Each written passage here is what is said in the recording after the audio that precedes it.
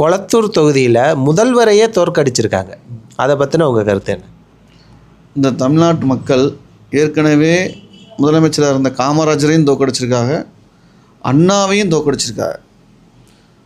மக்கள் தீப்பே மகசன் தீப்புங்கிறத அறிஞ்சு தான் தோற்ற அடுத்த நாளே மனம் தரலாமல் தளபதி ஸ்டாலின் அவர்கள் வந்து குளத்தூர் தொகுதியில் போய் அனைத்து வாக்காளர்களுக்கும் நன்றி தெரிவிச்சிட்டு வந்தார்.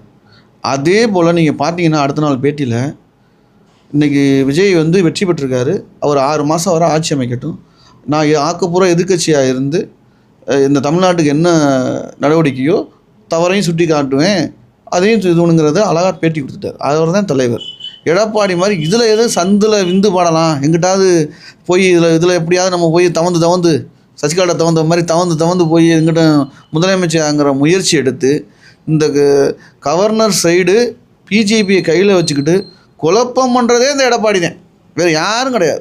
கட்சியவும் குழப்பம் பண்ணிட்டார், இப்போ தமிழ்நாட்டையும் குழப்பம் பண்ணார், துறவத்தையும் அடுத்தடுத்து செஞ்சுட்டு வந்தார். இப்போ ஆட்சி அமைக்கிற இந்த குழப்பத்துக்கு காரணமே எடப்பாடி. ஆனால் வெற்றி பெற மாட்டார். 10ல் 11 தொழில் ஆயிரும், இது 12வது தொழில் ஆயிரும். எந்த மாடு கருத்து இல்லை. இப்போ வந்து திமுக சைட்லேருந்து நிறைய விளம்பரங்கள்லாம் பண்ணாங்க. மக்கள் சைடு அதிருப்தியே இல்லாத மாதிரியே காமிச்சிட்டு இருந்தாங்க. ஆனால் இப்போ வந்து வந்திருக்க ரிசல்ட் அப்படின்றது திமுக மேலே மக்கள் அதிருப்தியாக இருந்திருக்காங்க, ஆனால் அதை வெளியில் கொண்டு வரலையோ அப்படின்னு தோணுது அவங்களுக்கு. அப்படி இல்லை. விஜய்ங்கிறது வந்து ஒரு ஒரு நடிகராக இருந்து இளைஞர் மத்தியில் நல்லா கவர்ந்துருக்கார். நல்லா அந்த கவர்ச்சி வந்து இன்றைக்கி திமுகவுடைய சாதனையை முறியடிச்சிருக்கு. அதனால் அந்த வெற்றியை நம்ம ஏற்றுக்க தான் வேணும்.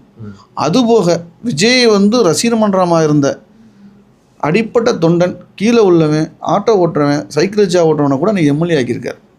அப்போது ஒரு நல்ல தலைவருக்கான அடையாளத்தை, பணத்தை, இந்த தமிழ்நாட்டில் வந்து பணத்தை முன்னிலைப்படுத்தாமல் சாதாரண ஆட்களையும் எம்எல்ஏ ஆக்குறதுக்கான விஷயத்தில் வந்து விஜயை நம்ம பாராட்டியே ஆக வேண்டிய சூழ்நிலை. யார் எம்எல்ஏ ஆக முடியும் சொல்லுங்கள்? திமுகவில் அதிமுகவில் போய் சாதாரண ஆள் எம்எல்ஏ ஆகிட முடியுமா?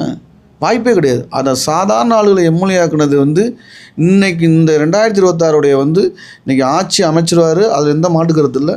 ஒரு வரலாற்று சிறப்பு மிக்க இதாக வந்துடும். சாதாரண தொண்டனையும் இவர் வந்து எம்எல்ஏ ஆக்குனாருங்கிற பெருமை அவருக்கு வந்துடும்.